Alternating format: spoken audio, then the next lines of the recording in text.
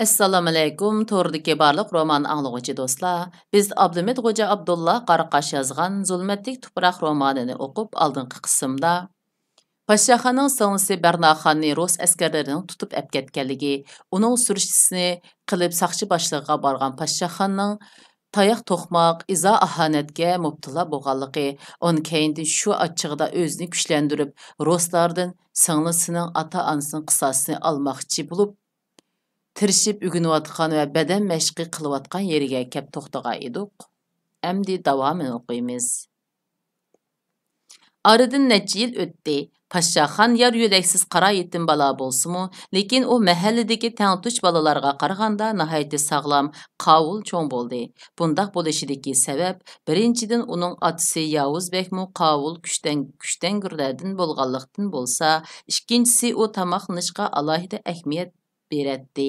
Ya'ni inik ana uni 7 yoshiga kirguncha o'rnining an'anaviy bola beqish odati bo'yicha nihoyatda yaxshi oziqlantirib boqqan edi. İnik ananing tirishchanligi ham iqtisodiy boylikning yetarli bo'lishi sababli bozordan go'sht topqili bo'lmaydigan chaqdimi ularning uyidan bir luqma dumba bilan bir tishlam go'sht uzilmaydi. Yazlıqdaki bijg'irim issiqdimi bir parcha go'sht kechisi shabnamga silinib, kunduzi juva orasiga o'rilatdi. Mushundaq bijg'irimda yana ularning uyidagi suv qachlangan idishning ichidan bir qancha shisha yangi sut uzilmaydi. Podshohxon onasidan ayrilib qolgandan keyinmi, onasining hayot chig'idagi o'zining tamoqlanishi jihatdagi qayta topalashlarini xuddi Qur'onning oyatlaridek esida tutib olgan edi. Şuna o 2 kunda bir yuyundigan odat bilan yaxshi tamoqlanishni kunda o'qiydigan 5 namozi bilan o'xshash muhim ko'radi. U kichigidan boshlabla mustaqil turmush kechirishga odatlanib ketgan edi. Yiroqdagi bosma quduqdan apkash bilan suv akilib idishlarini to'ldiratdi. Tang so'qoqlardimi o'rnidan sahar turib mashga o't qalab suv isitatdi. O'ginishga odatdan tashqari amroq bo'lg'achqa kunda bir qitim o'zi uyda sho'rpa silib yeganchilik qiladi. Qo'shnilar uningga havas bilan qarab, "Sen bir bala turib buncha pulni nerdan topsan?" deb so'rasa, u onasining o'gitib qo'yg'ini bo'yicha, "Dadam katta boy, u bizni tashlab qo'yib kichik xotini bilan Makkaga qochib ketgan. Sut pulimni shu avartib turdi" deb javob beradi. U 12 yoshga kirgan chaqda uning supa ostidagi oltin tillasimi tugay deb qoldi. Shuning bilan uni g'amsiz ustun beshi yerga sanglashga boshladi. U bundan keyingi turmushni qanday qamdash to'g'riliq ingliz tili ustozi Akbarxonning oldiga berib, uningdan maslahat olmoqchi bo'lib, uning uyiga bordi. Akbarxon o'z vaqtidagi Xalq universitetining o'quvchisi bo'lib, hozir bir boshlang'ich maktabda adabiyot darsi o'qituvchisi bo'lib ishlayotdi. Podshohxon uning bilan ko'rishib ahvolni bayon qildi.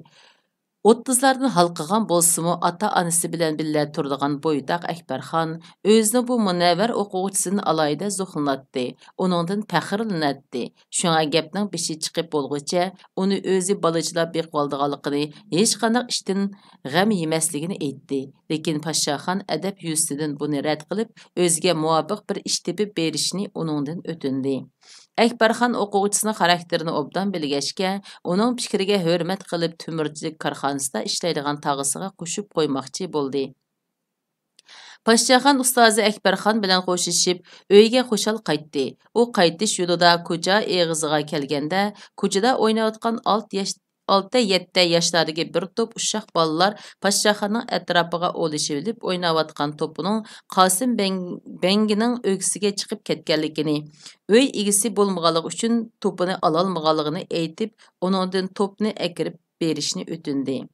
Podshohxon yo'lga mengvermoqchi bo'ldi, lekin u o'zidan kichik bu bolalarga qarab, to'pni o'g'zidan akirib berishni ma'qul ko'rdi. Qosim bangi mushu mahaldagi qo'l ilgidi bor, shundaqla mutham odam bo'lganligi uchun uning egiz tomliq uyi qo'shnilarining timidan ayrilib shuncha yo'lni egallab to'qmishda yolg'iz qad ko'tarib turadi. Podshohxon yengini turib etib tomga yondash taraqqa maymundek yamishibla o'g'ziga chiqib ketdi. To'p yerga tushdi. Bolalar xo'sh bo'lib tovlashib to'pni qo'liga ilishdi. Shu chaqda Qosim bangi uyning oldida paydo bo'lib qoldi. Balalar o'gizdagi Podshohxonga cho'qirishib vaqirashga boshladi. "Qosim bangi keldi! Tez qoch!" Мәһәлдәге балалар Qasım Bəngidən bəklə qorqatdı.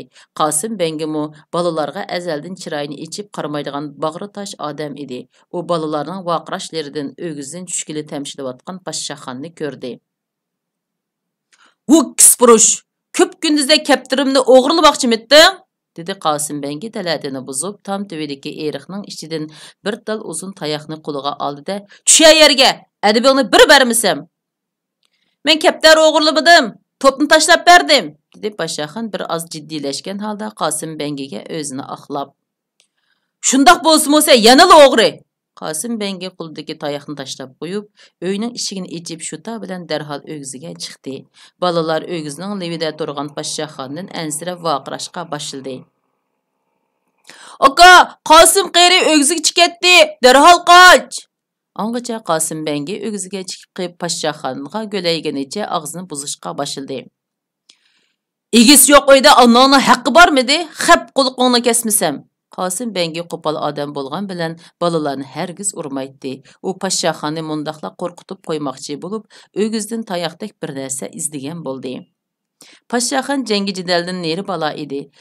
Qiz boldek tartinchoq bo'lib, o'zi bir xatolik o'tkazsa yerga kirib ketgudek bo'ladi.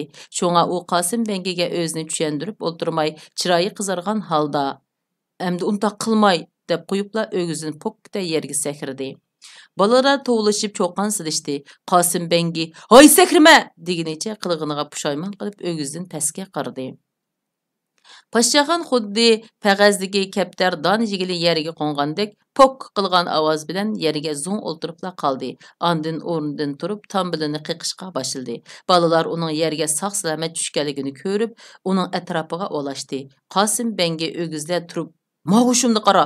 degancha og'zini ichib danqitibla qoldi. Shundan boshlab Paşaxonning o'g'zidan yerga sakrab tushalaydigan hunari mahalldagi balalar orasiga pur ketdi. Bir kuni mahalldagi Paşaxon bilan tangtush balalardan 10 nechisi maktabdan yenib Paşaxonning uyining oldiga kelib, uni chaqirib, o'g'zidan sakraydigan hunarini ko'rsatib berishni so'radi. Paşaxon o'zining kuch mashqini balalarga bildirishni xolamaydi. Shunga u balalar bilan odatda sirtda o'ynaydi, lekin balalarni uyiga boshlamaydi. Chunki inik ana hayot vaqtida uningga uyga qalaymagan odam boshlamaslik to'g'risida alohida tapilashlarni qilgan edi. Paşaxon ichidan taqab qo'ygan eshikni ichib, bo'ylisidan chiqdi. Ondan eshikka qulpa silib qo'yib balalarga aytdi.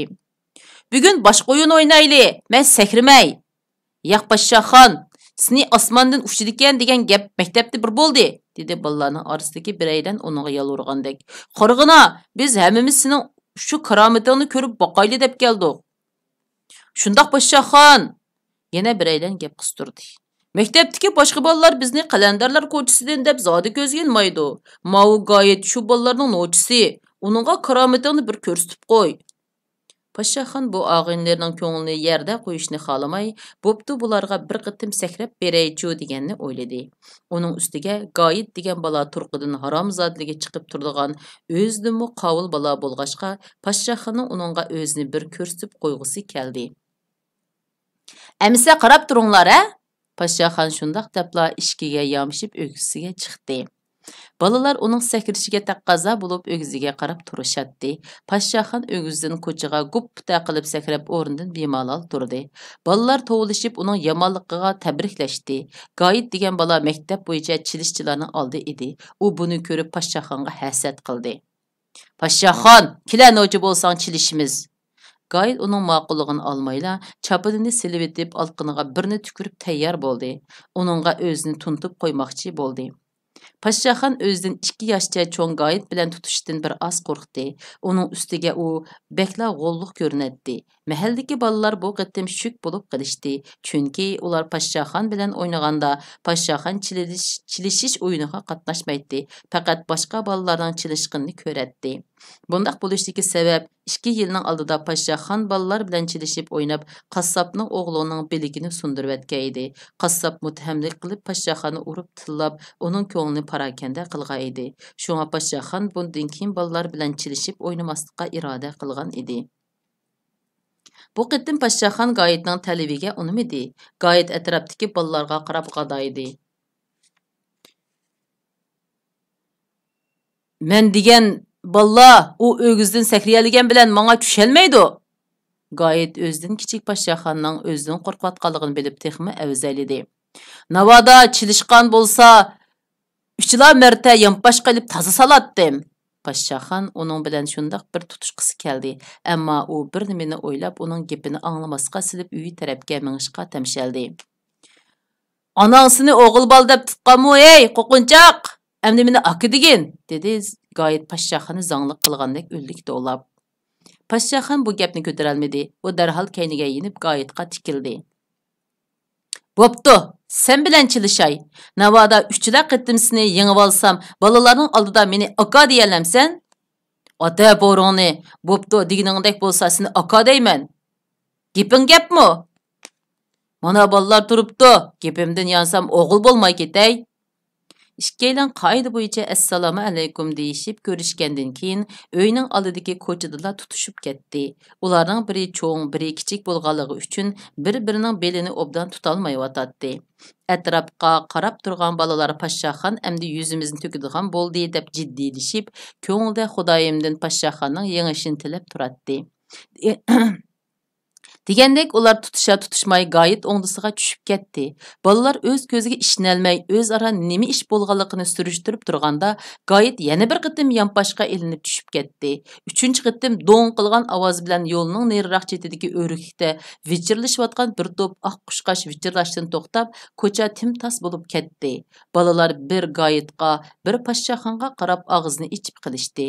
Gayet o'rnidan dast turib chaplinini olmay ko'ziga mo'llatda yosh ilib Poshshaxonga alayib qarab, "Xip haromliq" deginincha rasta tarafga qarab yurib ketdi. Bolalar ko'z oldida bo'layotgan bu ishlardan hayron qoldi ham intayin xushal bo'ldi. Ular Poshshaxonga qaytadan sapsilishga boshlab, mahallaning bu yangi nochisi bilan balduroq ayrilmas do'stlardan bo'lmaganiga pushaymon qilishdi. Ularning orasidagi bir bola bo'qchisidan bir parcha navatni ilib Poshshaxonga tanladi. "Poshshaxon, ola buni. Endi bizni kim bo'za qilsa seni boshlab opirmiz. Bu sening mukofoting." Bolalar bo'qchilarini osmonga etishib Poshshaxonning g'alabasini tabriklashdi. Ular shu tarzda Poshshaxonni orasiga ilib, shatub o'yini o'ynash uchun qizg'in odam ilishayotganda, yiroqdan bir bola yugurib kelib, "Gayet qanchoq odam boshlab keldi" deb xabar yetkazdi. Bolalar hammasi kayniga o'rilib, yiroqdan bir to'p bolalarning shamoldek o'zlari tarafga qarab kelayotganligini ko'rdi. "Kimlar gapda o'chidimas?" dedi bo'qchidan navat olgan bola ularning yo'lga sinchilab qarab. "Kimlar kelatdi? Shahardagi tilla tunurna kelgandi shu" dedi yana bir bola mushtumini tugib turib. "Qo'rqmaymiz." Bolalar Gayetning bayam qashqini ko'rib, uningga qanjoq deb laqam qo'yib ulgurgan edi. Ular yanglarini turishib tayyor bo'lishdi. Poshshaxon bolalardan tilla qo'shinning kimligini so'radi. "Kim bo'ladi? Uning asli ismi Tillaxon. U haromdan bo'lg'achqa onasi uni ko'chaga tashib yetibdikan. Uni muqim turolg'isi yo'q. Angsak u tunurda yetib cho'ng bo'ptikan. Shunga uni kishilar Tilla tunur deb atishidi. Kunduzi o'g'irlik qiladi. Ashundaq tilamchi bolalarni kayniga silib qo'shin tortib yurib, yavash bolalarni bo'za qiladi. O'tib ketgan haromlik nima u?" Shu chaqda Gayet qanjoq 7-8 bolani boshlab bularning orasiga kirib keldi. "Qani bayamqi Poshshaxon degan haromlik. Endi nochilig'ingni bir qilib baqsin qani", dedi Gayet qanchoq yindagi bo'yi o'zidan vijikrak bir bolani oldiga chiqarib. Tilla tunur degan bu bola qarmoqqa yoshda Poshshaxondan kichikda ko'rinsimi, lekin uning qishig'icha tushib turgan qop-qora qunduzdek chechining ostidagi bir jup harakatchan ko'zidan uning nihoyat ziyrak ham chaqqon bola ekanligi chiqib turadi. "Mana men tula odam tillama" deguncha Poshshaxon bolalarning orasidan yulqinib chiqib qo'shinning oldiga bordi. "Ha, Gayetni urib yig'latgan Poshshaxon degan senmi?" dedi Tilla tunur qo'lidagi tamakisini to'g'ri tishlab Poshshaxonni mensitmagan holda. "Ha, chilishda yengilib qolsa odam boshlab keladigan Gayetni yerga solg'ini Poshshaxon men shu", dedi Poshshaxon Tilla tunurning hayvisidan qilchi qo'rqmay mag'rurlik bilan. Tilla tunur bir umr ko'ch-ko'ylarda qoqqilang-so'qqilang kun kechirganligi uchun g'alla majra tayoq to'qmoq degan uning 3 vaqtlik g'izosidaglar bir ish edi. U tamakisini toza bir sho'rib etib Poshshaxonning yuziga puvlidi. "Hu lalmi it. Gayet degan mening qo'shnimning a'zosi. Yuraging qopkina sening", Tilla Tunur keyniga o'rilib, gayetqa qaragandekla qilib, tuyuqsiz mushti bilan Pashshaxonning burniga qattiq birini saldi. Pashshaxon hech qanday tayyorliqsiz turganligi uchun bu kuchlik mushning zarbisidan ko'zidan o't chaqnab keyniga santirilib ketdi. Uning burundan o'qdek qon ketdi.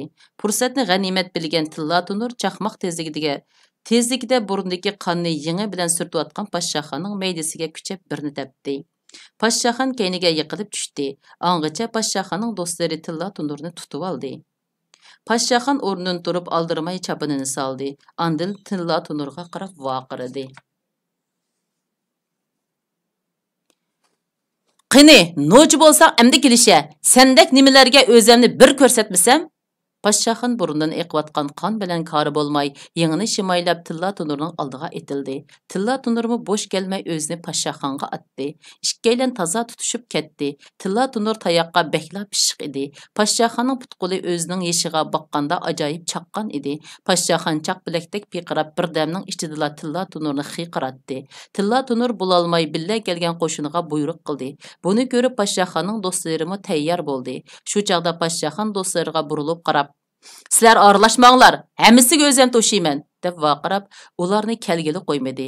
Chunki Pashshaxonning mushundaq jidal orqali o'zining qanchalik mashq qilganligini bilgisi bor edi. Axloqli Pashshaxon bundaq jidalni pul bilan setib ololmaydi. Shunga u bu jidalni bir fursat deb bildi. Shundaq qilib bu qitimliq roman o'qishimiz mushagicha bo'ldi. Xayr xo'sh, kelar qitim ko'rishaylik.